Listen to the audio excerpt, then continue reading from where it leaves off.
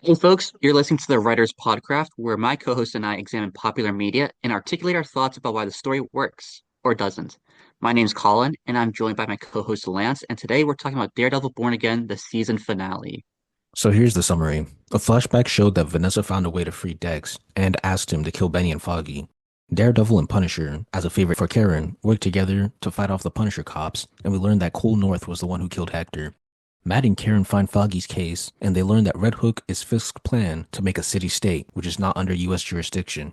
Punisher is captured by the Punisher cops. Fisk murders Gallo before he can tell the courts of Fisk's unlawful acts, and a bunch of people who stood against Fisk are kept imprisoned, like Swordsman and Frank, but Frank escapes in the post-credit scene.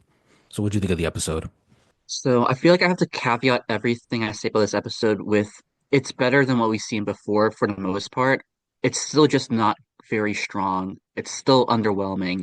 Some of our critiques that we've mentioned in the past, where we rush to get payoffs, we still see that criticism or that element carry over in this finale, which is part of like the reshoot, right? The overhaul. And I can go into a little bit more detail about what those moments were like for me. For one, Punisher was just kind of thrown in there. It was a little silly, honestly, because there's a throwaway line where like he says, "Well, Karen told me to come, so I came," and it's just like this season has not been building back to a Karen reunion whatsoever. Hmm. I think they name drop her once in this episode before she arrives, where Matt mistakes Dr. Glenn for Karen. Yeah. But like that's not you're not setting up a reunion just because he was like in a drug and haze and he just thought it was Karen. Like we were not building up to a Karen reunion. And to be honest, we weren't really building to a Punisher reunion either, because if we were, his cameo in episode four would have had a stronger tie to his appearance in episode nine, right? Instead, he references like an off-screen conversation from a character who hasn't been on the series since like 15 minutes into episode one. It's just like, so then when he teams up with Punisher, it's not that cool because Hmm. it's not like we have been building to this moment since episode one or even episode four. We haven't been. Punisher pieces out in episode four. He's like, I don't really care about these cops that much, to be honest. That's what he says. So he shows up as a favor to Karen, but Karen hasn't been shown since episode one. So like none of these things are really working for me. It's just like rushing to the payoff, something we said time and time again. I want to ask you if you've noticed any moments in episode nine where you felt it was rushing toward the payoff, because I also feel like the reveal of Cold North as the White Tiger killer was one of those moments. Yeah. I think Fisk killing Gallo was rushed. I think Matt was trying there was this one line he said Matt said, ever since Foggy died, I didn't know who I was. I felt like that wasn't earned. They kind of just rushed through that. I mean, they've kind of been trying to say that throughout the season, but we don't really see a difference. It's just kind of happening. I think Vanessa's explanation for how Fisk got out of prison, I think that was rushed. I don't think that made any sense, and it wasn't really handled with care. It's just like, hey, here's a flashback where Vanessa just kind of says, "Oh, Fisk was acquitted," and yeah, those are the main things. What about you? Yeah, I want to deepen what you just said about like Fisk's acquittal, because like that is something I know I have been mentioning literally since like Hawkeye. Like if you tell me Fisk is back from prison, like I want to know how. And then for like 8 episodes, we just danced around that he won an election and no one was really mentioning that he's a many-time convicted felon, arguably like convicted murderer. That's a little bit unclear, but at least the streets believe that he decapitated someone's head with a car. So it's like it seems we know a lot about this crimes, so I'm just confused how he got elected, how he got out of prison. And then, like you said, Vanessa gives a throwaway line about how, due to the rampant corruption at FBI, he was acquitted. I have a couple problems with that because one, the status quo of season three was very clearly that Fisk was going to prison. Like that was very clearly the status quo.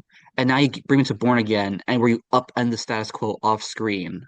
I don't like that. I think it could have been much more intelligent if Fisk's lawyer, like Donovan from season three, or anyone, his attorneys, like expose like a kind of like a legal loophole, can exploit the system, which would have deepened the connection to the story's theme about the system being like corrupt or having like some easy loopholes to exploit. If Fisk got out because he did that, then that could have been like, okay, this is connecting to the new theme of Born Again while also not upending the status quo of season three. You have been continuing the story of season three instead of doing this like whatever. Like the corruption, I guess. And it's like that's not where we left off in season three whatsoever. I thought that was very lazy. And it's funny because Bullseye also gets out of prison because like What's the implication? Because Vanessa off how did Bullseye get out when Vanessa got him? She said like the same thing that got Fisk out is gonna be the same thing that got you out. That was very vague. I didn't really understand that. Did you? Yeah, isn't Dex like like even more confirmed killer than Fisk? Like isn't that like a thing like where everyone kind of knows that? Like how does he just walk out of there? That didn't make any sense.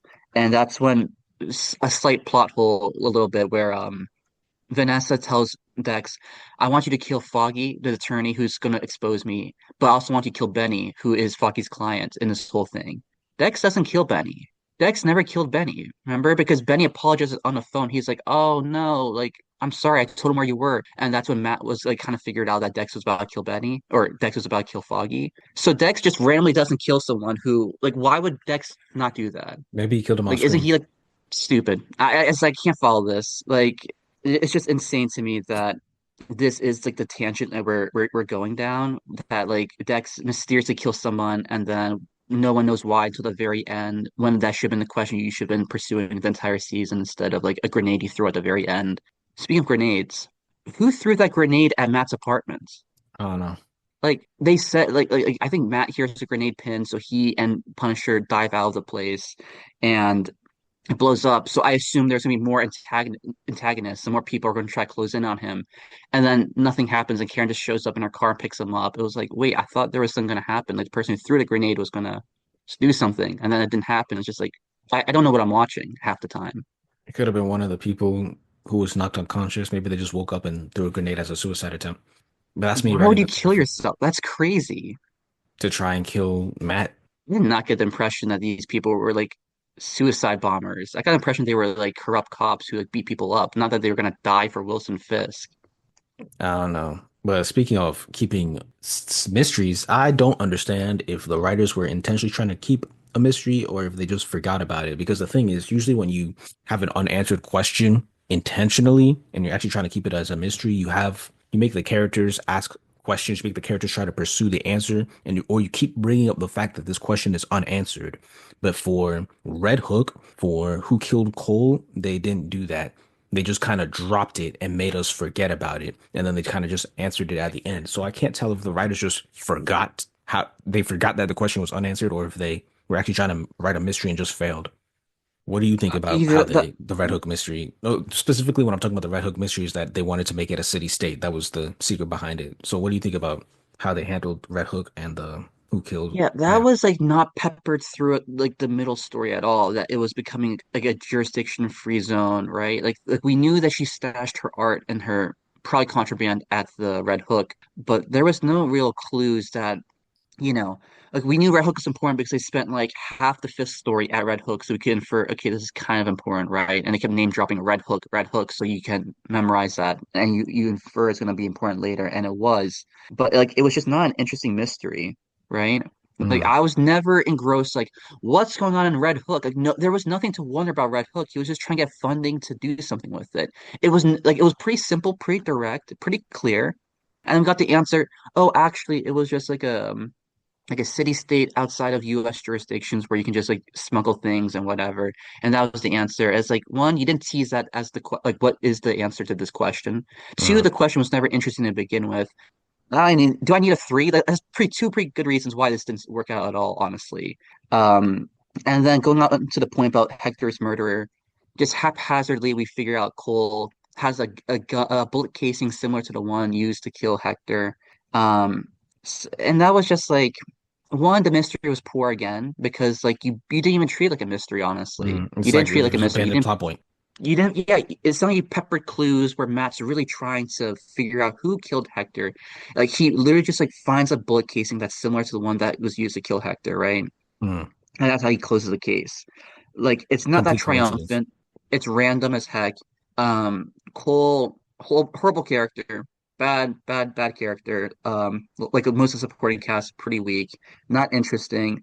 And just like I said, like they give him a somewhat of a sympathetic monologue where he's talking about how he was trying to arrest someone selling PCP to a child, and then he like beat him up to get a confession, but he saw it happen, so like you never need to beat him up. You could just arrested him on the spot and like found a PCP on the child and just like arrested the guy for dealing drugs. Like you have to beat him up for a confession. So I'm like, I can't track if he's supposed to be like morally dubious because he's pretty empirically a bad dude, and then he just murders Hector, which is empirically a bad thing to do. Um, so that was just random. It's not like the Cole being the murderer it really deepened anything. I thought that was just kind of one dimensional, and really underwhelming that they just gave that up really haphazardly. Yeah, I agree. Is there anything? Oh, there's one thing. I didn't like Fisk killing Gallo because Gallo didn't really accomplish anything in the story. It seemed like they were building up his subplot to go somewhere, maybe to work with BB Yurik. But then, like I said, see, that's why I said we got to be cautious because I said I liked that BB was working with Gallo, but I have to see if this is actually going to go somewhere. And it didn't go anywhere so far because he's dead. I don't see how it's going to go anywhere unless he gave information to BB off screen. I actually like that scene. I like the murder scene of Gallo. I thought that actually reminded me of because I've been talking about how Fisk like lost his teeth and Born Again. Like he never scared me once this entire season up until he did that, and I was like, oh shoot, yeah, like you still got that dog in you just a little bit. I wish you didn't see it for the season finale, but here we are. He did that. I was a little disappointed because I like Gallo. Like Gallo is like one of the few supporting characters who tried to make things interesting whenever he was on screen, and I always appreciated him for that.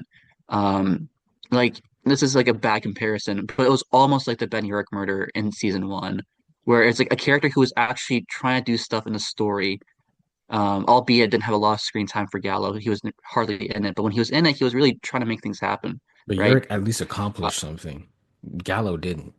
Well, Urich is significantly better character, and season one's significantly better season than Born Again. But I'm just saying, like the idea was there, where Gala Mm. was like he was doing stuff, he was opposing, he was like, providing challenges, right? So like I actually when he did die, I was not sad, but I was like, okay, you're showing the intensity of Fisk, reminding me why he's like a top, well, remind me why he should be a top villain. I don't know if he still is anymore after this season, but you're reminding me why he could be a top villain. Taking out like one of his like rivals in such a brutal fashion. Um, but we need to discuss the Punisher just a little bit more. I've already said my piece about how he's thrown in this season or in this episode. Yeah, I thought his inclusion was also strange after he separates from Karen and Matt. Like Frank just like walks into like a Punisher cop war zone, with no seemingly plan. with no plan Yeah. and just gets jumped. They subdue him, obviously, and they arrest him. They throw him in like a little black cell in Fisk's mansion's basement or something. Like, so my two questions are like, Frank, what was the plan there? That was like, Frank is not like a master strategist, but he's not a stupid person, Hmm. right? Like that was just a dumb thing to do. It doesn't matter if you want to kill Punisher cops. And seemingly Frank didn't have a super big issue with it because if he did, he would have done something in episode four, right? Yeah. And he didn't. So suddenly he's got a big issue with the Punisher cops, and he just has to walk in solo and get jumped. And presumably he would probably have died. For some reason, Powell takes a shine to him. Is like, we're not going to kill you because we admire you. Hmm. But it's like, Frank, how could you have possibly known that was gonna be the reaction? Like, I feel like they would have killed you as a safer bet, right? They killed Hector. Um, so that was weird. And then you could go on the other side, play devil's advocate, and say, like, well, he wanted to get caught. He wanted to go to be inside Fisk's mansion. That's why he, like, at the post-credits scene, he like kills the guard, right? And seemingly escapes. You could say that, but that was just such a big leap. Like, there's no guarantee that the police were gonna let him live. So I'm like, Frank, you cannot have possibly known that. Hmm. Just weird to see. I also don't like his interaction with the cops because all he basically says is they're clowns and they don't know his pain. But like in interviews, I saw they were building up to the fact that Punisher was actually gonna deal with the cops like ethically. And they even said that, oh, John Bernthal is the best person for this job or something like that. And all he did is just insult them. He didn't actually talk about like the differences between their ethics and how I thought he was actually gonna have to be confronted with an ethical dilemma like he was in his own show. I thought he was gonna grow from how he was in Daredevil season two because before he said, I don't care if someone else copies my methods and uses them incorrectly. But I thought here they were gonna actually make him face that issue and realize that actually no, there is a problem if people are using my methods incorrectly and doing it for corruptness. And we thought that you speculated that in episode four, the reason they had him say that he didn't care was because that this was an edited scene and like he already didn't appear in the list of episodes that were already made. So they had to come up with a reason for him to not get involved. But that turned out to not not be the case. He still doesn't care about the Punisher cops, and he only came out of a favor for Karen. And I thought that was weak writing. Yeah, I definitely agree. I think there's another thing I actually want to remark on, which is like Dex shows up for like 10 seconds, maybe tops, 10 seconds, if not less, does nothing, looks out a window and he's gone. It's like, what are we doing? Like, Dex tries to murder the Kingpin, episode 8. He hits Matt instead. Episode 9, he just chills, doesn't do anything. Mm. It was like, what was going on with that? I mean, they instead want to do like this like military dictatorship where like Fisk is like the dictator, right? And it's like end the world kind of stuff. But it's like, and I get that, but like you didn't really put a bow on the Dex story just yet. In fact, like they were like, I think Fisk was like, kill Matt. You got to kill Matt, the one who shot. That's the priority right now. And it's like not the assassin who almost got you, not Mm. Dex. And Dex is Coinky Dink also just kind of gives up on killing the Kingpin. Just like I'm over it. It's Mm. like I tried once, I didn't work, and instead of going for a two shot, maybe I'll just like pull once and then okay, I give up after one shot if it doesn't work, and And is he I also a won't try vigilante? again. Dex? Yeah. What do you mean? Like, isn't Bullseye also considered a vigilante? Why wouldn't Fisk chase after him? He went after Muse. That's a good point. That's a good point. Like, and why wasn't Dex more involved in episode 9? Like Yeah. why wasn't he trying to do stuff? Like he actually had some measure of setup, more so than Frank did. He could have Mm. been doing something in this episode, and he's the one who got put on the bench, and Frank was starting when Frank like didn't do anything. Mm. So yeah, I mean, did improve, sure. Was it good? Not really. Still has a lot of the same issues as previous episodes that did. Um, Did you want to talk and about Heather or overall, Karen? yeah, Heather's an awful character, like I don't know why horrible. she joined Fisk. They're just writing her to be stupid just so they can create conflicts, and I'm not a fan of that. It's so silly because like I don't know if they're trying to do like a war, like like in season 2 there was like the Electra stands, and then there was the Karen stands, like oh Team Electra, Team Karen, right? They were trying to do a thing, and Electra's kind of like like sort of like a black cat, and then Karen's more of your Mary Jane, sort of like this sort of thing.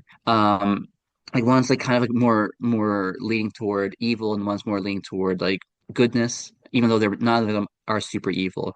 So now it looks like Dr. Glenn is going to be our Electra, our Black Cat, and But she's then not good Karen at is, it. The way they wrote but it, she's not good at it. it's not good.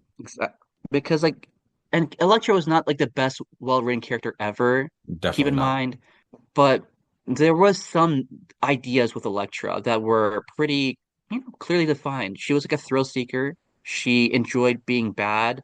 Dr. Glenn doesn't enjoy being bad She's just inherently, right? stupid. She's being fooled.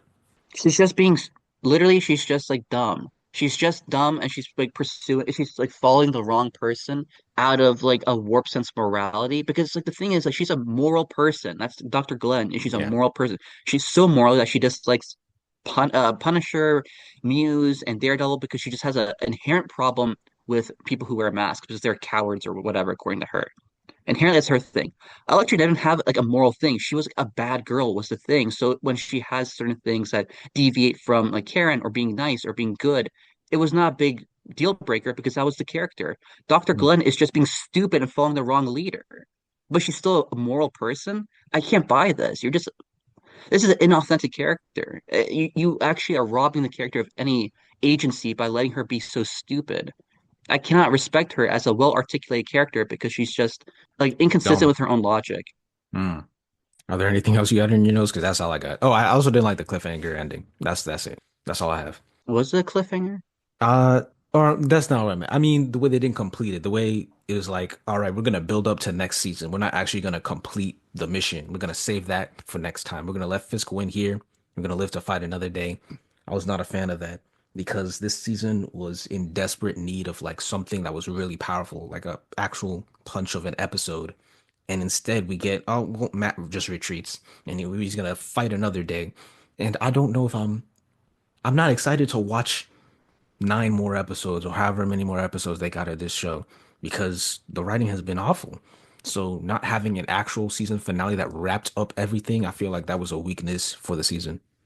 I mean, I kind of don't know how else they could have ended it, right? Because like there was really it would have been a real difficult challenge to just give a meaningful ending that ties up all the loose ends, of which there are many, in one episode, and then end the season there on a satisfying note, right? Like it was too many moving parts to really do that.